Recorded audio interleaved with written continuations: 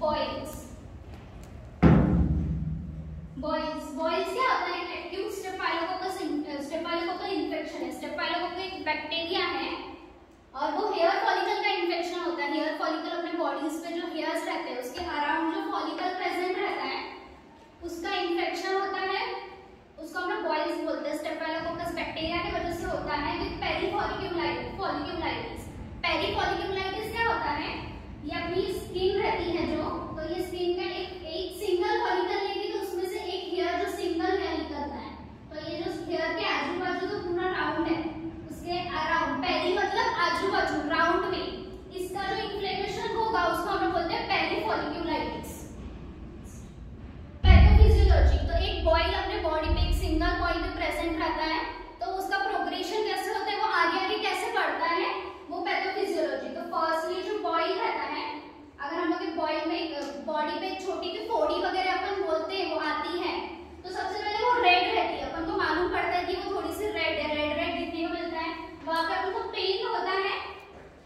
और इंड्यूरेटेड स्वेलिंग, अगर इंड्यूरेटेड बोला जाए तो वो स्वेलिंग कैसी रहती है? नॉर्मली स्वेलिंग देखेंगे तो हम लोग उसको प्रेस करेंगे तो वो सॉफ्ट लगती है, लेकिन बॉइल में जो स्वेलिंग रहती है वो हार्ड रहती है। इंड्यूरेटेड मींस हार्ड एंड स्वेलिंग, जो स्वेलिंग रहती है वो हार्ड रहती है। और स्टार्टिंग में फ्यू डेज, मतलब स्टार्टिंग के डेज में रेड पेनफुल और वो स्वेलिंग जो हम लोग को हार्ड दिखने को मिलेगी, लेकिन जैसे जैसे वो बॉइल प्रोग्रेस करेगा आगे जाके जो 4 to 7 डेज बाद उसमें पर्स फॉर्मेशन होता है। पर्स फॉर्मेशन क्यों होता है? वो बैक्टीरिया जो स्टेफाइलोकोकस प्रेजेंट रहता है, वो अपने जो सेल्स रहते हैं उसको सेल्स का डेथ होने की वजह से वो पर्स फॉर्मेशन रहता है। पर्स में मेनली डेड सेल्स ही प्रेजेंट रहते हैं अपने टिश्यूज के। फिर फ्यू डेज बाद अगर वैसे वापस जब आगे जैसे बॉइल प्रोग्रेस होते जाएगा वैसे जो पर्स है वो बॉइल में से एस्केप होगा, बाहर निकलता है। और जब वो पर्स बाहर निकलता है तो हम लोग उसको क्लीन करते हैं। वो क्लीन होने के बाद में एक देखते हैं हम लोग जनरली बॉइल या फोड़ी वगैरह आती है तो पर्स जब हम लोग का बाहर निकलता है हम लोग देखते हैं कि वहां पे एक डीप कैविटी, एक होल की तरह प्रेजेंट रहता है।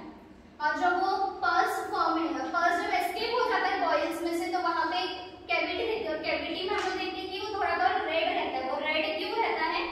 क्योंकि वहां पे ग्रेन्युलेशन टिश्यू फॉर्मेशन होता है, और ग्रेन्युलेशन टिश्यू फॉर्मेशन जब होता है जब वो इंडिकेट करता है कि हम लोग का कोई भी वुंड है, कोई भी बॉइल है वो हील हो रही है। और फाइनली एक बॉइल खुद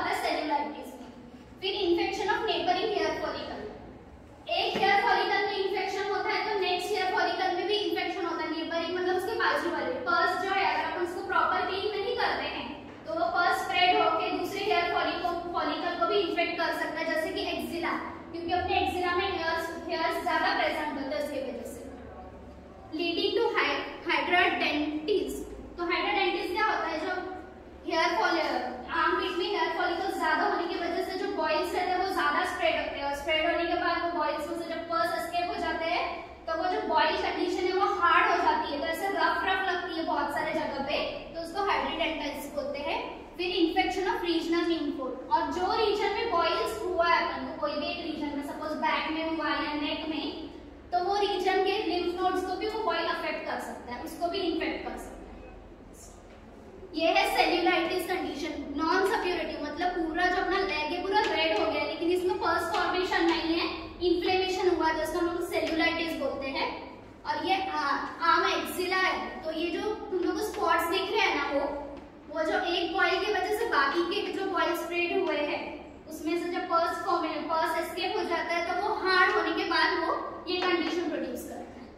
नेक्स्ट ट्रीटमेंट। तो जनरली हम लोग बॉइल के लिए नॉर्मल कंडीशन में क्या ट्रीटमेंट दे सकते हैं कि general health of a patient, एक पेशेंट की हेल्थ अच्छी होनी चाहिए, और एक जो पेशेंट कोई भी सराउंडिंग में रह रहा है तो उसका सराउंडिंग हाइजीन क्लीन होना चाहिए। पेशेंट ने खुद को हाइजीन कंडीशन में और क्लीन और हेल्दी रखना चाहिए। फिर टच ऑफ आयोडीन। बॉइल जो रहता है एकदम स्मॉल रहता है, सुपरफिशियल होने की वजह से उसके ऊपर सर्जरी पॉसिबल नहीं होती, एकदम छोटा रहता है तो इंसिजन को छोटा लेना पड़ेगा, इसलिए सर्जरी ज्यादातर अवॉइड करते हैं। और टच ऑफ आयोडीन रहता है, कॉटन बॉल रहता है उसमें आयोडीन लगाते हैं और उसके ऊपर वो टच देते हैं आयोडीन का, तो वो आयोडीन का टच देने के बाद में से जब वो बॉइल है उसमें से पस एस्केप हो जाता है, और पस एस्केप होने के बाद में वो सेल्फ वो बॉइल खुद ही ठीक हो जाता है। उसके बाद में अगर removal of hair follicle of affected follicle, अगर टच ऑफ आयोडीन का टच देने के बाद भी बॉइल हार्ड होने की वजह से अगर उसका पस एस्केप नहीं होता है, तो अपन क्या करते हैं, उसका जो हेयर फॉलिकल पे बॉइल हुआ है उसका हेयर ही एस्केप कर, वो हेयर फॉलिकल तो हेयर ही निकाल लेंगे, तो अगर वो हेयर निकाल के अपन वहां का, तो वो पास खुद ही एस्केप हो जाते हैं और वो बॉइल खुद ही ठीक हो जाता है।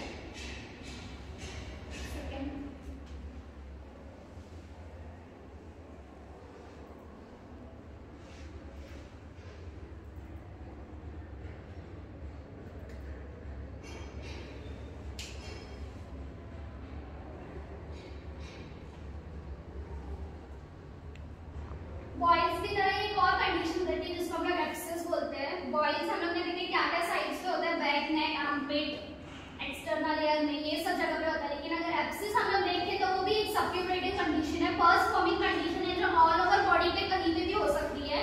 और नॉर्मली फीमेल्स में हम लोग को देखने मिलता है, ब्रेस्ट एरिया में एब्सेस फॉर्मेशन देखने के लिए मिलता है।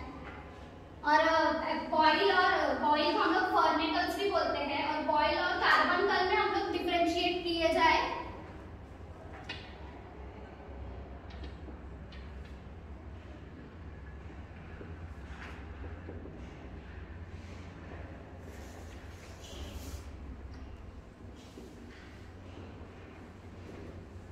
बॉइल हम लोग ने जैसे कि देखा अभी, फिर उसके बाद में कार्बनकल कंडीशन होती है, वो भी एक स्वेलिंग होती है, वो भी हार्ड होती है। लेकिन बॉइल में फर्स्ट फॉर्मेशन होता है तो कार्बन में फर्स्ट फॉर्मेशन नहीं होता है, और वो जहाँ जगह पे कार्बनकल होता है प्रोड्यूस होता है वहां पे स्वेलिंग होती है, और वो स्वेलिंग बहुत हार्ड दिखती है। और थोड़े दिनों के बाद हम लोग को देखने के लिए मिलता है कि कार्बनकल का जो स्वेलिंग होने के बाद जो स्किन है वैसे पापड़ी की तरफ निकलती, जैसे हम लोग देखते हैं कि वुंड हील होने के बाद में जो ब्राउनिश कलर का अपने कोई भी वुंड एरिया में रहता है, वैसे ही वो कार्बनकल भी दिखता है एकदम हार्ड। अभी थेरापेटिक्स ऑफ बॉइल्स, तो हम लोग इसके पहले जो ट्रीटमेंट देखे हम लोग को allopathic point of view treatment था कि वो बॉइल्स कैसे ठीक कर सकते हैं। अभी हम लोग देखते हैं homeopathic point of view boils कैसे ठीक कर सकते हैं। तो दो रेमेडीज है कंपैरिजन में मैंने बताया, इधर ग्रेफाइटिस है और ये सोडियम है। तो कौन से पेशेंट को ग्रेफाइटिस, हम लोग पेशेंट क्या कंप्लेंट लेके आएगा तो हम लोग उसको ग्रेफाइटिस देंगे। तो जहाँ अब हम लोग देखेंगे उसका बॉइल रहता है इंड्यूरेटेड, हार्ड रहता है, हॉट रहता है। वो जो बॉइल रहता है वहाँ पे हम टच करके देखेंगे तो वो हॉट हम लोग को फील होगा। Bleed on touch with great burning, अगर हम लोग उसको टच करते हैं तो उसको बहुत ज्यादा वहाँ पे बर्निंग सेंसेशन होता है और वो फौरन ब्लीड हो जाता है व्हेन बॉइल्स ओज आउट एक्चुअली। और बॉइल ग्रेफाइटिस की कंडीशन में जो बॉइल्स रहते हैं वो जिसका जो पस रहता है बहुत ज्यादा थिक रहता है, और उसका जो ओडर रहता है वो भी पंजेंट रहता है। और ये वेलमार्क पॉइंट है इसका, अगर ग्रेफाइटिस में रहेगा तो जो when fluid is sticky with pungent, अगर जो फ्लूइड रहेगा वो स्टिकी रहेगा, हाथ लगाने पे हम लोग देखेंगे तो वो फ्लूइड जो रहता है वो स्टिकी रहता है, उसका ओडर बहुत पंजेंट रहता है, बहुत खराब रहता है। अगर ये कंडीशन प्रेजेंट रहेगी तो ग्रेफाइटिस बहुत वंडरफुली वर्क करती है। और उसके कंपैरिजन में सोडियम देखते तो उसका जो बॉइल्स है वो रफ रहता है, डर्टी रहता है,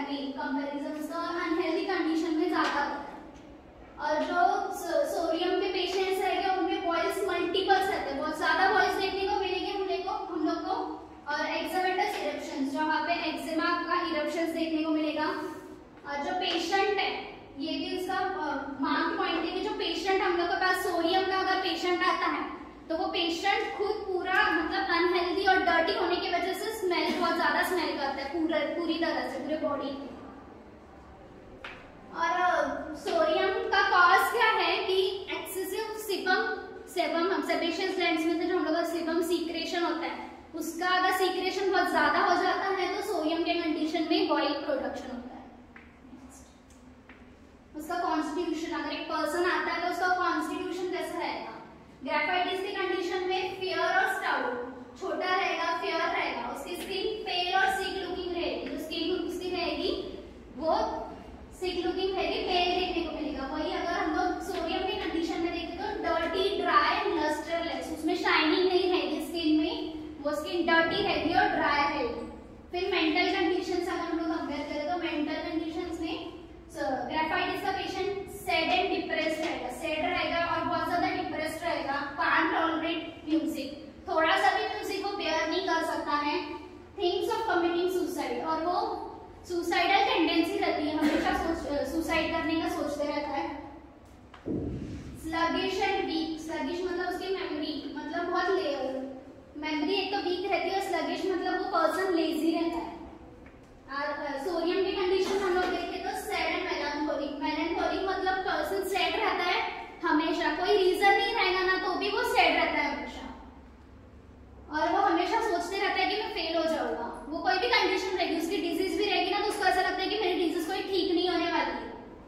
होपलेस डिस्पायर ऑफ रिकवरी, और उसको मतलब एक तो ये रहता है कि उसको लगता है कि मेरी डिजीज ठीक नहीं होगी, लेकिन दूसरे एंगल से देखिए तो उसको जो डिजीज रहती है उसकी रिकवरी की भी बहुत ज्यादा होपलेस, मतलब उसको ऐसा लगता है कि बहुत जल्दी मेरी डिजीज ठीक हो जाए।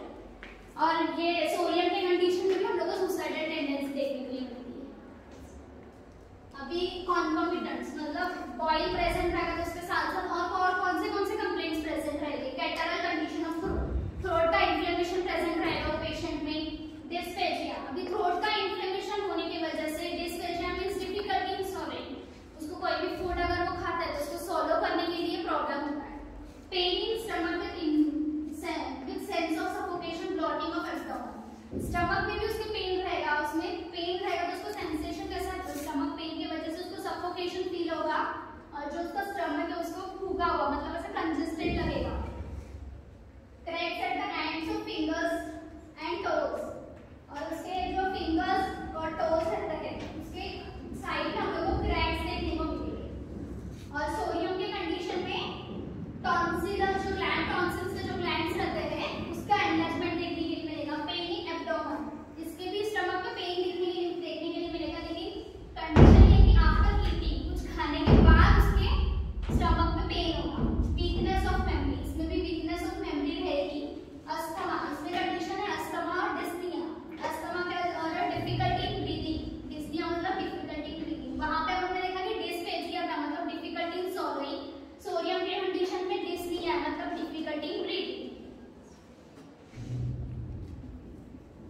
अभी मोडालिटीज, ग्रेफाइटिस में कौन से रीजन की वजह से उसका बॉइल है, मतलब जो भी उसको डिजीज उसका एग्रेवेशन किसकी वजह से होता है, मतलब उसको रेस्ट अच्छा कौन से कंडीशन में कौन से टाइम में लगता है, और उसकी जो डिजीज है वो वर्स कौन से टाइम में होती है।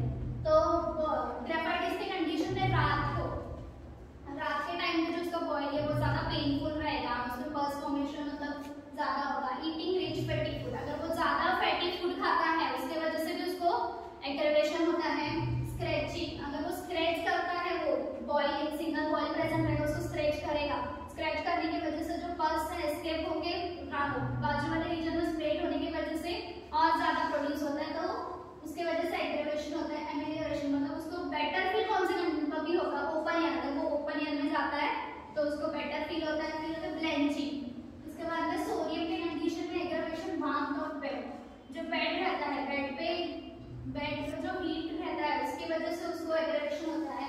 फिर हीट ऑफ सन के हीट की वजह से भी होता है, और गारमेंट्स के मोटे कपड़े वगैरह पहनते हैं हम लोग उसके वजह से भी उसको एग्रेवेट होता है उसकी कंडीशन। फिर आफ्टर ईटिंग, खाने के बाद लुकिंग डाउन, नीचे अगर देखता है तो उसकी वजह से भी उसका एग्रेवेशन प्रोड्यूस होता है। फिर एमेलियोरेशन, चेंज ऑफ वेदर, अगर वेदर का चेंज होता है तो उसको बेटर फील होता है। और ये अदर रेमेडीज है बॉयल्स के बेलाडोना, क्लोरिक एसिड, हेपासल, सिलिशिया और मर्क्यूरियस सोप। Thank you.